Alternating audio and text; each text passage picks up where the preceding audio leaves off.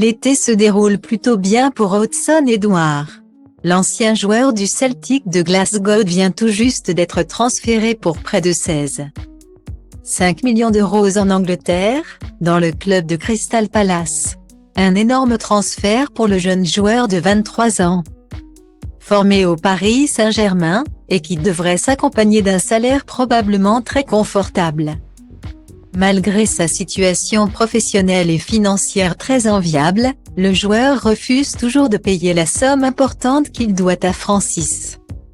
Un homme de 62 ans qui l'a rendu infirme. Pour bien comprendre cette histoire, il faut remonter en 2017, à l'époque où le footballeur évolue encore en France. Du côté de Toulouse. Le 30 mars, il est interpellé et placé en garde à vue pour avoir tiré sur un passant avec une réplique d'arme à feu. La victime est touchée au niveau de l'oreille par son assaillant et il devient sourd d'une oreille. En avril dernier, la justice a condamné le joueur à verser 24 000 € à sa victime. Sauf que jusqu'ici, la victime n'a toujours rien reçu de cette somme. Je n'ai toujours pas eu de nouvelles d'Hudson-Edouard sur le plan purement humain. Mais aussi, et surtout, il n'a pas assisté à l'audience et il n'a pas été représenté et il n'habite plus à l'adresse qu'il a indiquée à l'origine de l'affaire. Déplore Francis dans des propos recueillis par la Dépêche du Midi.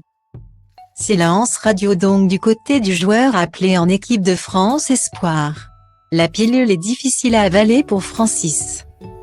D'autant plus au regard des récents événements.